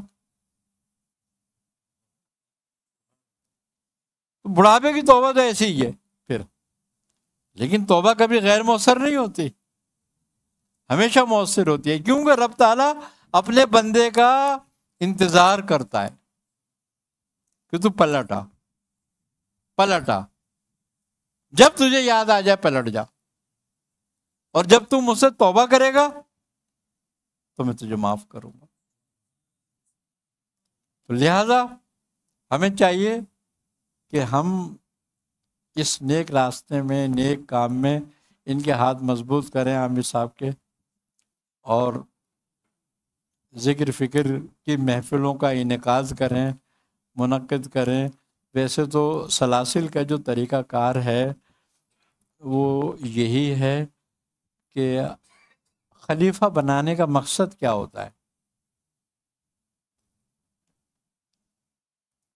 دیکھو خلیفہ بنانے کا مقصد کوئی اس کو چیک بک نہیں مل جاتی کہ اس کو بلینک چیک مل گیا جس طرح چاہے کیش کرا لے، ایسا کچھ نہیں ہے. نہ وہ مخدوم ہو جاتا ہے، کوئی بادشاہ نہیں بن جاتا، بلکہ خلافت کے بعد، خلیفہ ہونے کے بعد وہ ذمہ دار ہو جاتا ہے، اور اس کو اپنے عمل میں احتیاط کی ضرورت ہو جاتی ہے. یعنی کہ اس کو یہ ٹاسک مل جاتا ہے کہ اب تجھے محتاط ہونے کی ضرورت ہے. کیوں؟ کہ اب تیرا عمل لوگوں کے لیے راہ بنے، سمپل بنے گا، تو لہذا اپنے عمل کو ویسا کر کہ تو سمپل بن جائے. ایک شخص مولا کائنات کی خدمت میں آیا اور کہنے لگا یا مولا میں تبلیغ کرنا چاہتا ہوں مگر میں پڑھا لکھا نہیں ہوں، تو میں کیا کر سکتا ہوں؟ آپ نے فرمایا بالکل کر سکتا ہے. تو اس نے کہا حضرت تبلیغ کے لیے تو بہت ساری چیزوں کی ضرورت ہوتی ہے، علم کی ضرورت ہوتی ہے، ناسخ و منسوخ کی ضرورت ہوتی ہے، ان چیزوں کی ضرورت ہوتی ہے، میں کیسے کروں گا؟ آپ نے فرمایا ہاں کر سکتا ہے تو، مگر اپنی زبان سے نہیں، اپنے عمل سے، اپنے کردار سے تبلیغ کر کہ لوگ تیرا کردار دیکھ کے تیرے کردار کو اپنانا چاہیں اور انہیں ہدایت مل جائے. تو لہذا خلیفہ کی یہ ذمہ داری ہے کہ وہ اپنی زبان سے نہ کرے تبلیغ، وہ اپنے کردار سے کرے. اور اس کو چاہیے کہ سلسلے کے اصول ہیں یہ کہ بھئی ذکر اور اذکار کی محفلوں کا انعقاد کرے، اپنے مریدین کو، اپنے آس پڑوس کو، اپنے ملنے جلنے والوں کو ذکر کی ترغیب کرائے، اور مختلف اپنے مریدین کے گھروں پر ذکر اور اذکار کی محفل منعقد کرائے تاکہ لوگ اس محفل میں شریک ہوں، لوگوں کے دل میں اللہ کی محبت پیدا ہو، محبت جاری ہو، ذکر و اذکار کے فیض ہوں. آج ہر آدمی برکت چاہتا ہے کہ ہمیں برکت مل جائے، تو اللہ نے برکت اپنے نام میں رکھی ہے، اپنے ذکر میں رکھی ہے.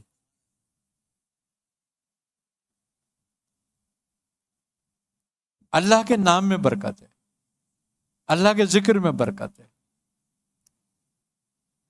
دو ہی چیزیں انسان کو درکار ہیں، تیسری کوئی چیز نہیں ہوتی، ایک رحمت اور ایک برکت. رحمت آزاد میں کہ رسول سے محبت کرو رحمت ہو جائے گی حاصل،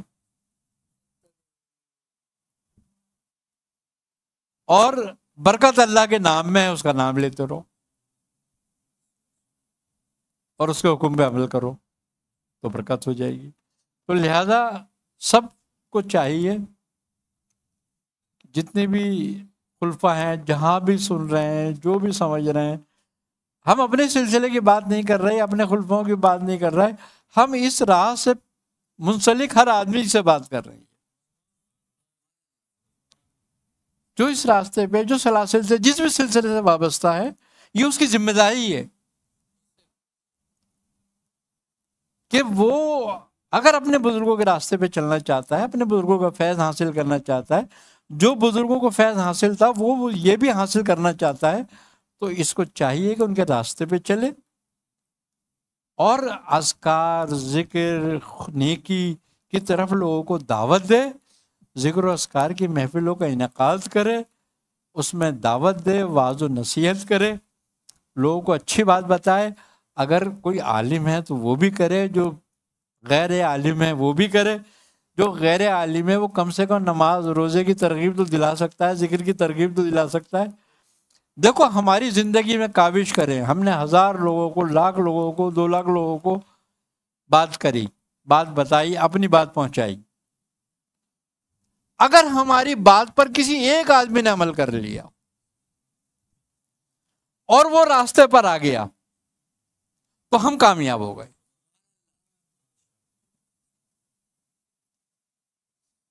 ہم 1,000 2,000 10,000 50,000 کے چکر میں نہیں ہے کہ وہ ہوگا.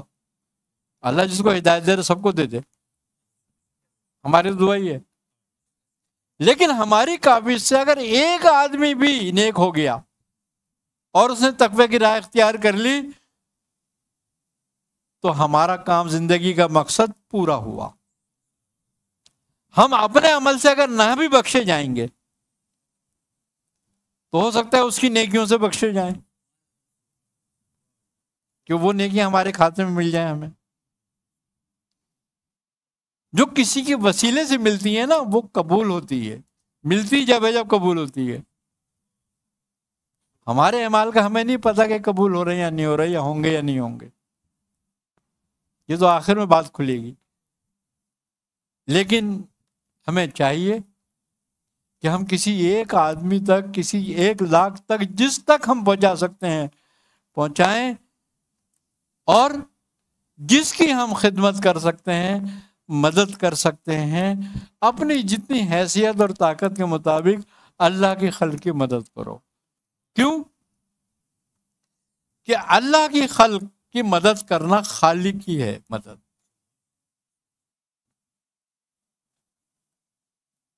خاص بات ہے یہ.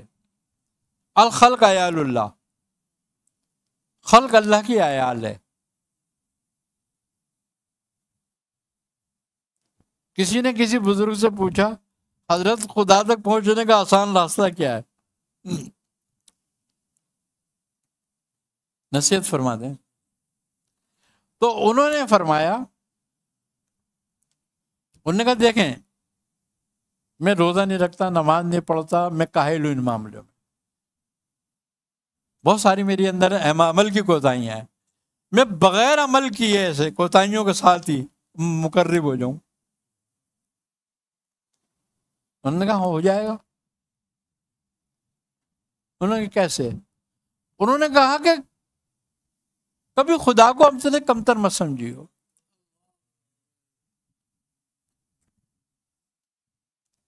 خدا کو کبھی اپنے سے کمتر نہیں سمجھیو. اس نے کہا حضرت خدا کو اپنے سے کمتر کون سمجھتا ہے؟ آپ نے فرمایا بس میں نے تجھے نصیحت کر دی، اب کل ملیو. وہ جہاں ٹھہرا ہوا تھا تو اس نے صبح کھانا آیا اس کے آگے، اس نے کچھ کھایا، کچھ رکھ دیا. اب وہ شام تک انتظار کرتا رہا. پھر شام کو کھانا آیا تو وہ باسی بھی رکھا ہوا تھا، وہ تازہ بھی رکھا ہوا تھا. کسی نے آن کے دستخط دی اور کہا بھیا اللہ کے نام پہ کچھ دے. وہ اٹھا، اس نے وہ سارا صبح کا جو کھانا تھا وہ اٹھا کر اس کو دے دیا اور تازہ اپنے پاس رکھ لیا. جب دوسرے بزرگ کے پاس گیا تو انہوں نے دیکھا، انہوں نے کہا رے میں نے تو تجھ سے یہ کہا تھا کہ خدا سے کبھی اپنے آپ کو کمتر مت سمجھیو، لیکن تو نے وہی کام کرا. انہوں نے کہا حضرت میں نے تو کوئی کام ہی نہیں کرا آج ایسا. انہوں نے کہا فقیر آیا تھا. ہاں آیا تھا. انہوں نے تجھ سے انہیں کس نام پہ مانگا تھا؟ اللہ کے نام پہ. تو آپ نے فرمایا تو نے اس کو کیا دیا؟ اس نے کہا جو میرے پاس رکھا ہوا کھانا تھا وہ میں نے دے دیا تھا. تو کہا تو نے کیوں نہیں کھایا تھا وہ؟ تو اس کا مطلب ہے تو اگر خدا کو اپنے برابر بھی سمجھتا تو آدھا باسی اور آدھا تازہ دیتا. تو نے خدا کو اپنے برابر بھی نہیں سمجھا کہ اس کے راستے میں اٹھا کے وہ کھانا دے دیا جو تجھے پسند نہیں تھا.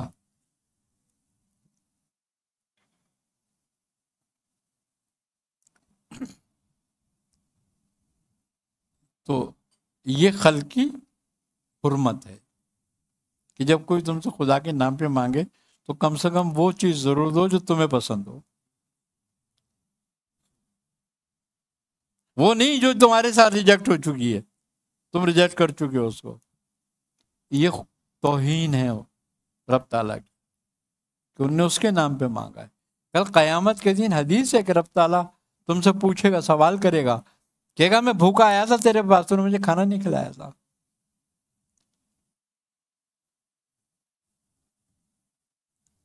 مجھے کپڑوں کی حاجت تھی، تو نے مجھے کپڑے نہیں دیے تھے۔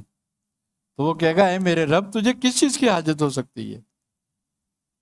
تو کیسے بھوکا آئے گا میرے پاس؟ تو اس سے پاک ہے۔ کہے گا میرا فلاں بندہ آیا تھا، میرے نام سے آیا تھا نا۔ تو یہ بات ہے، یہ خلق کا خیال رکھنا۔ خدا تک پہنچنے کے بہت سارے راستے ہیں، جس میں سے ایک راستہ خدمت خلق بھی ہے۔ اب خلق کی بھی دو طرح سے خدمت ہے۔ ایک خدمت یہ ہے کہ ہم اپنے طاقت کے مطابق اس کی مالی مدد کر دیں، ایک یہ ہے کہ ہم اس کو سیدھا راستہ دکھا دیں، یعنی کہ خدا کے راستے پہ لگا دیں۔ یہ بھی خدمت خلق ہے۔ ہم لگے ہوئے یعنی لگے ہوئے، اگر ہم کسی کو لگا دیتے ہیں تو بھی یہی بات ہے کہ ہم نے خدمت خلق کری۔ تو اللہ تک پہنچنے کے دو راستے ہیں، ایک خلق کا اور ایک عبادات کا۔ تو عبادت سے بھی اس کے ذریعے پہنچ سکتے ہو اور خلق کے ذریعے بھی اس تک پہنچ سکتے ہو۔ تو جو آسان لگے وہ راستہ اپناؤ، لیکن خدمت خلق سے پھر بھی نہیں نکلو گے۔ کیوں؟ کہ خالی تسبیح کی کوئی اہمیت نہیں ہے، یہ سب سے آسان کام ہے۔ آئی نا سمجھ؟ تو اپنی کوشش کے مطابق کرتے رہو، اور میں سمجھتا ہوں یہ جو کام شروع کیا جا رہا ہے اس میں سب کو تعاون کرنا چاہیے، سب کو مدد کرنی چاہیے، اور سب اس کاوش میں شامل ہوں، اور سب کو چاہیے کہ ذکر اور اذکار کی محفلیں منعقد کریں، اس میں شامل ہوں، ایک دوسرے کی دعوت پہ جائیں، اگر اس کے پاس وقت ہے تو وقت نکالے، کوشش کرے ایک دوسرے کی دعوت میں جائیں اور اس میں شریک ہوں، اپنے بھائیوں کا ساتھ دیں، ایک دوسرے کی مدد کریں، ایک دوسرے کے ساتھ مل کے چلیں۔ دیکھو، اگر ہم اپنے آپ میں اپنے اندر اپنی اختلاف نہیں ہونا چاہیے، اللہ اس کے رسول نے اس کو برا سمجھا، پھر تم کیسے کہہ سکتے ہو کہ تم بھائی اہل تصوف ہو، جب تمہارے اپنے اندر حسد، بغض، جلن اور ایک دوسرے کو پیچھے کرنے کی خواہش ہو، تو پھر تم خطرناک حد میں ہو، یعنی کہ تم منافقت میں ہو۔ دیکھو، کافر پلٹ جاتا ہے مگر منافق نہیں پلٹتا۔ تو ایسے راستے پہ نہ جائیں ہم کہ جس سے پلٹنا ممکن نہ رہ جائے پھر ہمارے لیے۔ اگر ایک آگے بڑھ رہا ہے تو ہم اسے ٹانگ نہ پکڑیں، بلکہ ہم اور اس کو سہارا دے کے آگے لے کے جائیں، ایک دوسرے کا سہارا بنے، ایک دوسرے کی مدد کریں، ایک دوسرے کی خطاؤں سے درگزر کریں۔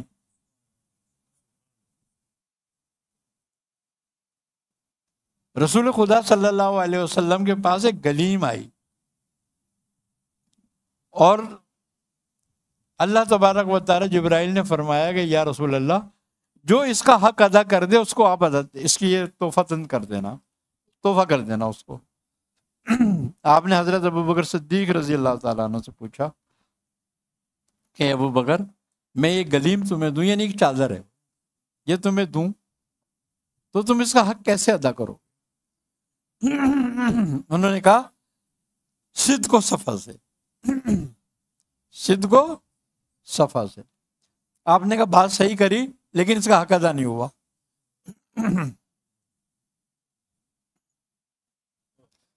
پھر حضرت عمر سے پوچھا، آپ نے فرمایا میں عدل و انصاف سے۔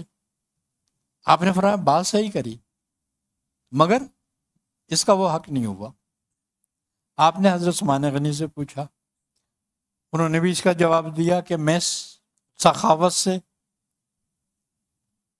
اس کا حق ادا کروں گا۔ آپ نے فرمایا بات تمہاری صحیح ہے، مگر وہ جواب نہیں ہے۔ پھر حضرت علی سے پوچھا کہ اے علی تم اس کا حق کیسے ادا کرو گے؟ آپ نے فرمایا یا رسول اللہ اس گلیم سے میں لوگوں کی پردہ پوشی کروں گا، لوگوں کے عیب چھپاؤں گا، ان کی پردہ پوشی کروں گا۔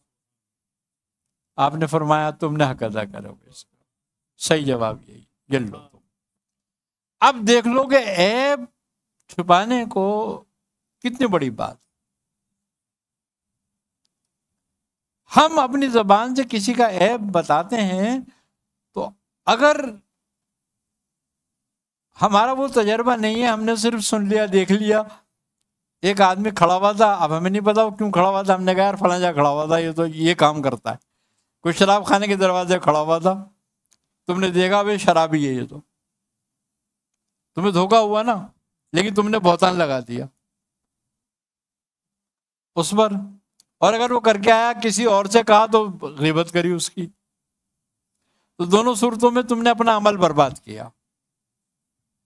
تو اپنے اعمال برباد کرنے سے بہتر ہے کہ ہم چشم پوشی کریں، تھوڑی سی اس کی اصلاح کی کوشش کریں، مگر چشم پوشی کے ساتھ۔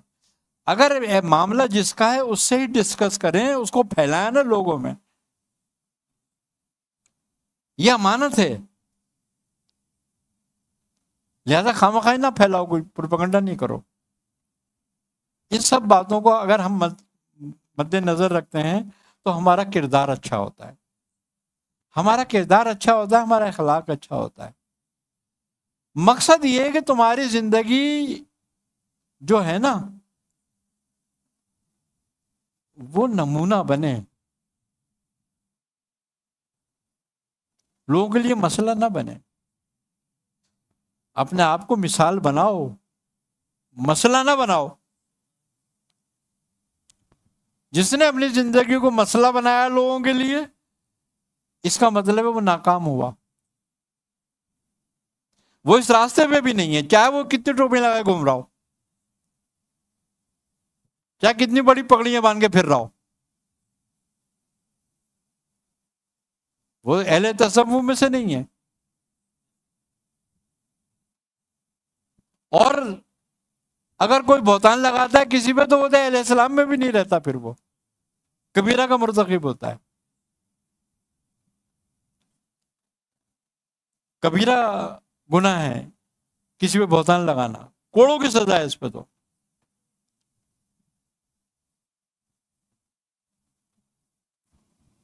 وہ کبیرہ کا مرتکب ہو جاتا ہے، فاسق ہو جاتا ہے، فاجر ہو جاتا ہے۔ لہٰذا ان باتوں سے ہمیں بچنا چاہیے۔ علم، عمل اور اخلاق کا مقصد ہی یہی ہے، تربیت۔ اور اگر تربیت نہیں ہے نا، سب ذکر فکر بیکار ہو جاتا ہے۔ یہ تو قرآن کہہ رہا ہے، قرآن رویہ بیان کرتا ہے، شخصیتیں بیان نہیں کرتا۔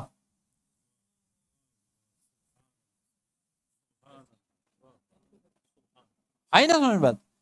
تو قرآن کا اسلوب ہے کہ رویہ اختیار کرو، رویہ اپناؤ، رویہ اچھے کرو۔ تو جب رویہ اچھا کرو گے نا تو نتیجہ بھی اچھا ہوگا۔ اگر اشقیہ کے گروہ کا رویہ اختیار کرو گے تو اشقیہ کا نتیجہ ہی نکلے گا، شقاوت قلبی آئے گی۔ اور رویہ اہل تقویٰ کا اختیار کرو گے تو اتقیہ میں داخل ہو جاؤ گے۔ لہذا اپنا فیصلہ ہم خود کر سکتے ہیں کہ ہم کہاں ہیں، لیکن بڑی بات ہے، وہی بزرگ کہتے ہیں کہ دو رنگی چھوڑ دے، ایک رنگی ہو جا، سراسر موم ہو یا سنگ ہو جا۔ آئی نا سمجھ میں بات؟ بیچ میں مت رہو، بیچ میں رہنے والا منافق ہوتا ہے اور یہ پلٹتا نہیں ہے۔ لہذا سلاسل کا سارا مفہوم اور مقصود شخصیت کا بنانا ہے۔ دیکھو رسول خدا صلی اللہ علیہ وسلم نے کیسے کیسے موتی اور مرجان بنائے تھے۔ صحابہ کرام کی زندگیاں دیکھ لو، کیا کمال درجے تھے، کیا کمال تقوی تھے۔ تو اسی سے روشنی لو، اسی راہ پہ چلو، ورنہ سب بیکار ہو جاتا ہے۔ اتباع کامیاب ہے احسان کے ساتھ، اگر احسان کے ساتھ نہیں ہے تو فائدہ کچھ نہیں۔ لہذا اللہ تعالیٰ ہمیں سوچنے سمجھنے کی صلاحیت عطا کرے اور اس پہ عمل کرنے کی توفیق عطا فرمائے، اور یہ جو بھی مشن لے کے چل رہے ہیں اللہ انہیں کامیاب کرے اور اللہ ہمت دے، اور اللہ تعالیٰ ان کی عمر دراز کرے۔ اللہم صلی علی سیدنا و مولانا محمد نبی الأمی معدن الجود والکرم والآل وبارک وسلم۔ یا الہ العالمین یا رحم الراحمین، اپنے حبیب صلی اللہ علیہ وسلم کے صدقہ طفیل ان کی آل کے وسیلہ جلیلہ سے ہماری دعا کو اپنی بارگاہ میں قبول فرما۔ یا الہ العالمین، ہمیں ہر طرح کی گمراہیوں سے، محتاجگیوں سے، ذلتوں سے، رسوائیوں سے، ہر طرح کے ظاہری باطنی امراض سے، ہر طرح کی آفات ناگہانیاں، اموات ناگہانیاں، امراض ناگہانیاں سے محفوظ فرما۔ ہر طرح کی نعمتیں، رحمتیں، برکتیں، راحتیں، آسانیاں عطا فرما۔ یا الہ العالمین، ہمیں جو لوگ جن جن معاملوں میں پریشان ہیں ان کی پریشانیوں کو دور فرما۔ ہم میں جو بیمار ہیں انہیں شفاء کاملہ عاجلہ عطا فرما، جو تنگ دست ہیں ان کو کشادگی عطا فرما۔ یا الہ العالمین، ہم سب کے کبیرہ صغیرہ گناہوں کو معاف فرما۔ یا الہ العالمین، جس مشن اور جس مقصد کے لیے ہم یہاں اکٹھے ہوئے اور جو ادارہ قائم کیا گیا شجر معرفت، یا الہ العالمین اپنے حبیب صلی اللہ علیہ وسلم کے صدقہ طفیل میں ہماری اس میں مدد فرما۔ یا الہ العالمین، اس کام کو ہمارے لیے آسان فرما۔ یا الہ العالمین، ہمیں مخلص ساتھی عطا فرما۔ یا الہ العالمین، اپنے حبیب صلی اللہ علیہ وسلم کے صدقہ طفیل میں ہمیں دنیا اور آخرت میں عفو و عافیت عطا فرما۔ ایمان پہ استقامت عطا فرما، ایمان پہ خاتمہ فرما۔ یا الہ العالمین، ہمیں دنیا اور آخرت میں اہل بیت کے غلاموں میں قبول فرما۔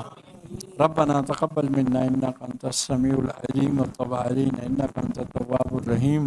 صلی اللہ تعالی علی خیر خلقہ محمد وعلی آلہ وصحابہ اجمعین برحمتک یا ارحم الراحمین بحق لا الہ الا اللہ، لا الہ الا اللہ، لا الہ الا اللہ محمد